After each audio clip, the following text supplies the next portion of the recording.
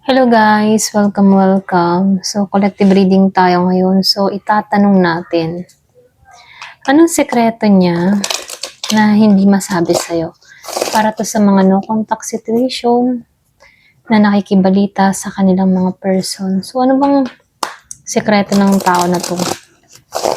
Na hindi mo alam, na hindi niya masabi sa'yo? Ano yung mga nilihim niya? Ganyan.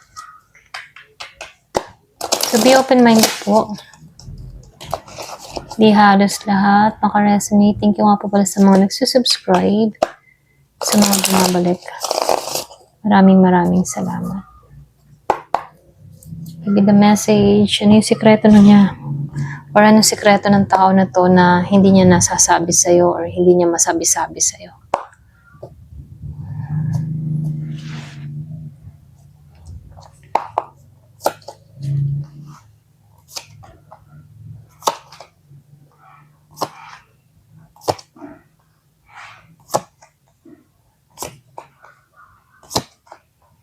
Oh, malakas ito. Yung kasi meron kang kadiling dito na Aries, Leo, Sagittarius.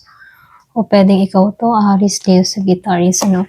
Meron na nakikita Scorpio, Cancer, Pisces, Gemini, Libra, and Aquarius. Malakas dito, Aries. Sagittarius. So, meron nung nakikitang Aries, Leo, Sagittarius. Malakas ang Aries and Sagittarius. Meron ding Gemini, Aquarius, and Libra. Meron ding Scorpio, Cancer, and Pisces. So, yun ang nakikita ko dito, no? Pwedeng meron kang kadiling na ganito. Okay, start na tayo. So, dito, no? Nakikitaan ko dito yung Temperance, Knave of Cups, and the Wheel of Fortune dito. Kumbaga, ito yung pinaka sikreto ng tao na to, no? Yung bang tipo na pinipigilan niya yung sarili niyang emosyon kahit may nararamdaman pa siya dito. Okay? So, mahirap yun, ano? Kasi hindi niya ma-express yung kanyang nararamdaman hanggang paglilihim lang to. Okay? So, itong tao nito, gusto niyang panatilihing balanse at katahimikan dito sa Temperance. Hindi ito dahil wala siyang nararamdaman sa'yo, kundi nakikitaan ko dito, gusto niya lang dito na maging malinaw dito, maging maayos dito sa Knave of Cups. Yung mga tipo na pinapakita niya dito na wala siyang nararamdaman, pero ang kabaliktaran, meron. Okay? So, nakikitaan ko dito, itong tao na to, yung mga tipo na ipinagpapasa walang bahala na lang, yung parang bahala na si Tadhana kung may mangyari pa sa aming dalawa. Ganun, no? Para bang naghihintay pa rin siya dito, pero mas nanag sa kanya dito na yung bahala na, ganun, bahala na kung ano mangyari. Kung kami talaga, ganun.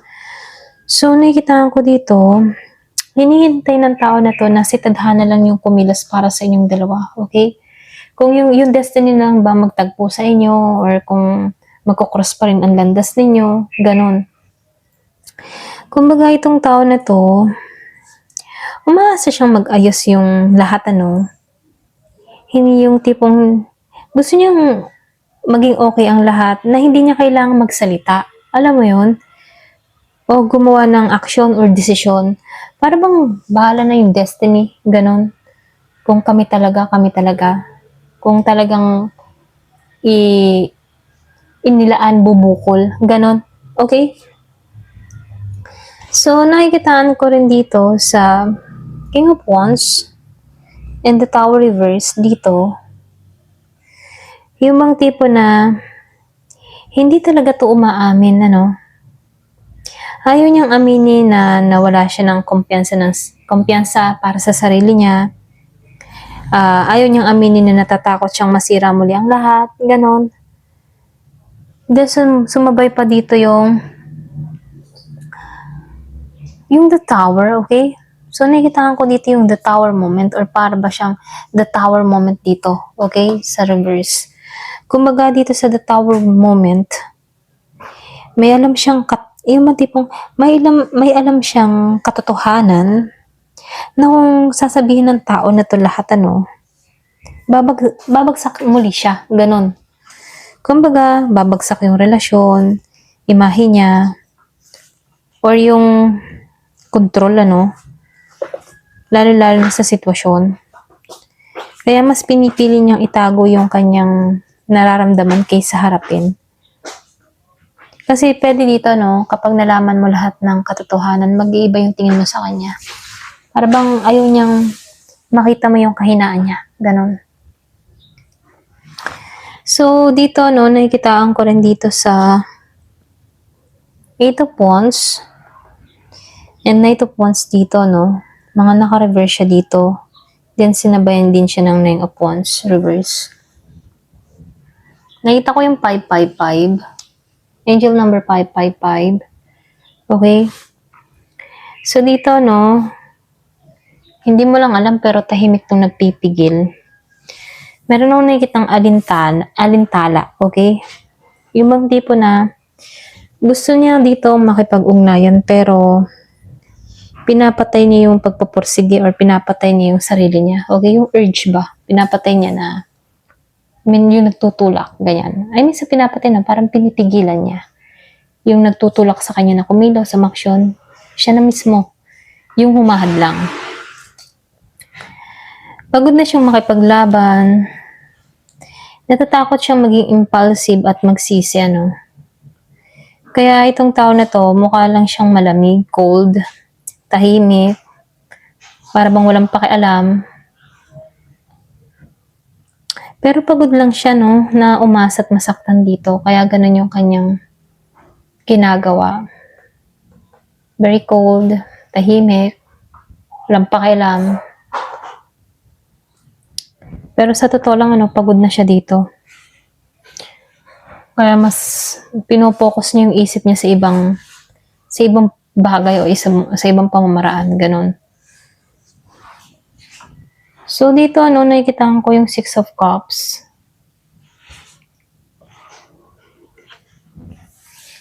So, dito sa Six of Cups reverse, may parte siya ng nakaraan na pinagsisisihan niya.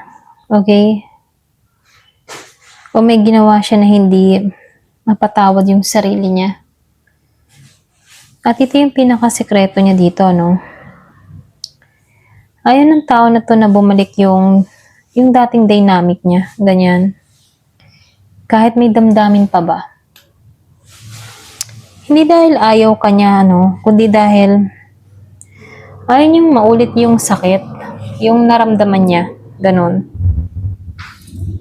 So, nakikitaan ko rin dito sa Seven of Cups. Then dito, sa Queen of Swords. Yung bang tipo na dito, sa Seven of Cups upright and the Queen of Swords reverse, nalilito to. Pero tinatago niya yung pagkalito. So, lumalabas dito, yung bang tipong takot siya magsalita dahil baka may masabi siya or masaktan siya lalo, ganyan. Nakikitaan ko rin dito, kasi itong tao na to, magulo yung isip niya. Hindi niya alam kung alin ang tama. Susundin ba yung puso o yung kanyang rason, ganun. Kaya takot siya magsalita dahil baka may mali siyang masabi dito, masaktan kanya lalo. Kaya mas pinipili niyang manahimik.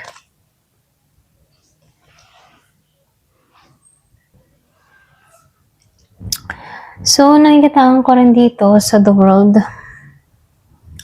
and the Emperor dito.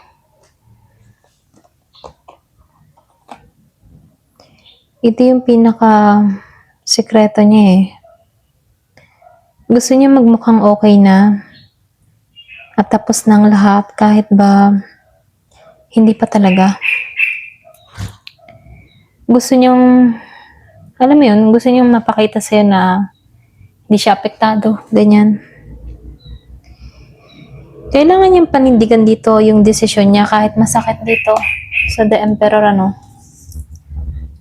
Yung The World dito, gusto niya bang paniwalain yung sarili niya na ibang tao siya? Iba na yung chapter na tinatahak niya, okay? Sarado na yung chapter sa inyo. Kahit may unfinished emotion pa, ganyan. Pero dito, no, yung sekreto ng tao na to, may feelings pa talaga. Meron pa siyang nararamdaman dito. Pinipigilan lang. Pero umaasa tong tao na to na balang araw yung tadhana ng kumilos sa inyong dalawa. Yung hindi niya kailangang magpaliwanag, umaksyon, tadhana na lang talaga. Natatakot kasi itong tao na to masira lahat kapag nagsalita siya. Pagod na to masaktan muli, ganun. Gusto ng tao na to, control niya yung sitwasyon kahit may tinatago pa siyang emosyon. Okay? Ito yung nakikita ko. So, dito, no, tingnan natin kung ano yung nauutal ako. Ano yung pinakakinatatakutan niyang mangyari kapag nagsalita siya? Okay? Give me the message.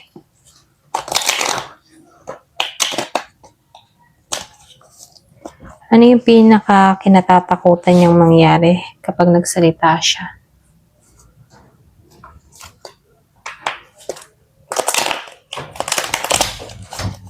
Give me the message. Ano yung kinatatakutan niyang mangyari kapag nagsalita siya? Kuha tayo ng 7.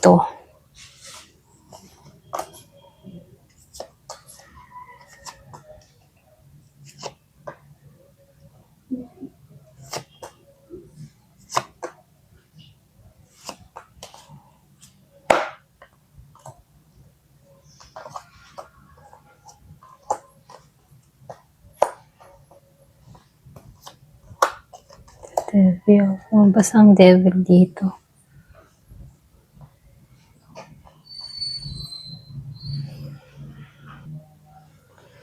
So, dito, no,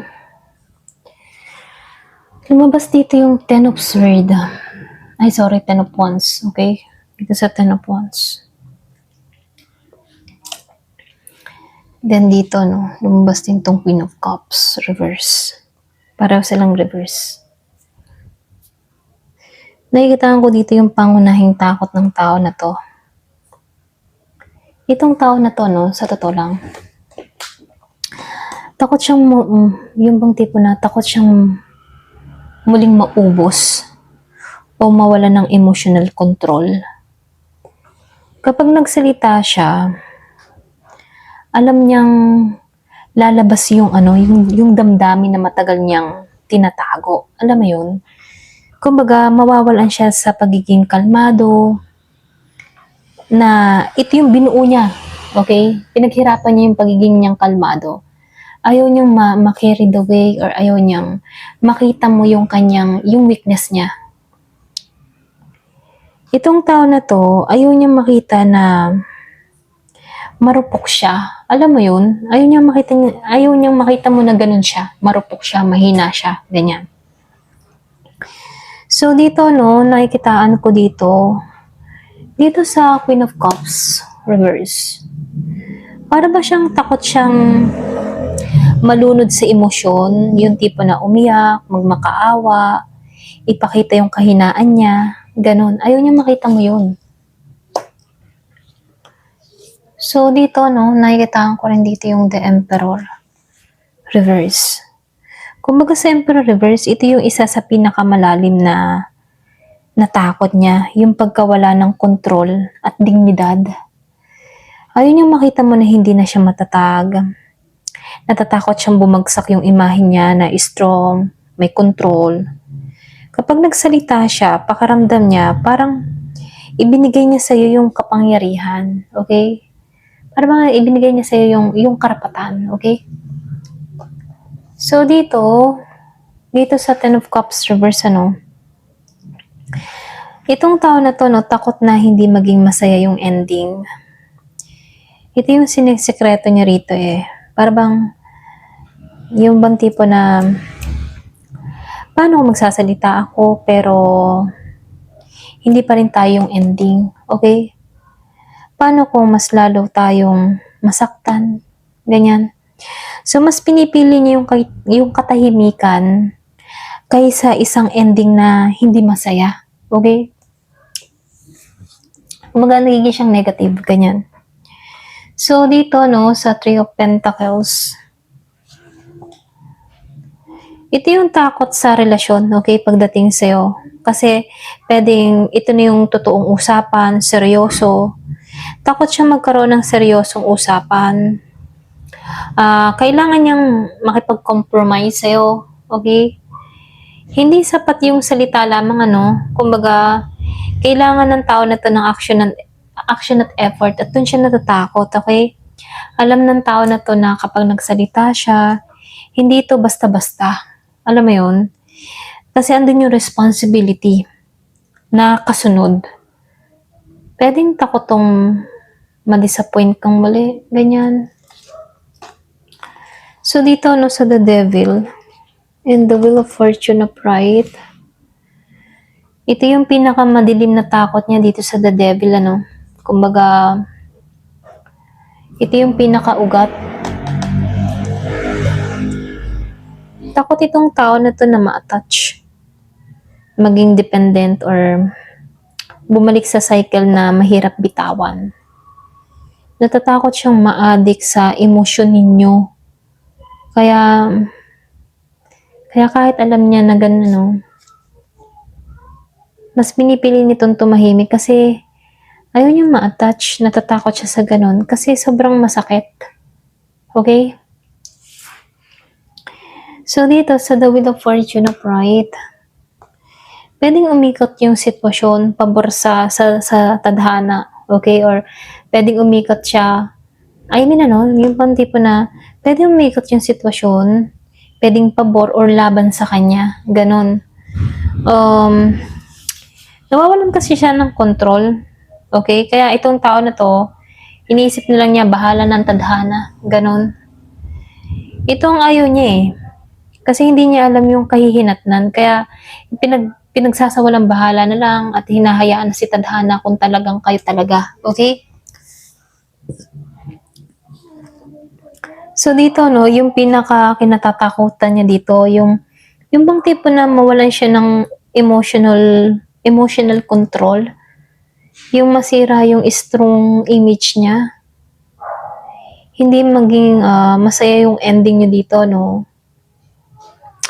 Yung mga tipo na kinatatakutan niya din dito, yung mag-commit at mag-effort. Maging emotionally dependent muli. Pumasok sa isang sitwasyon na hindi niya kontrolado. Okay? Sa madaling salita, itong tao na to, mas natatakot siya na tipo na yung mga tipo na natatakot siya sa posibilidad ng muling pagmamahal kaysa sa pagkawala nito. Ito lang nakikita ko dito. Okay? Kaya hanggang dito na lang po. Thank you for watching. Love and peace.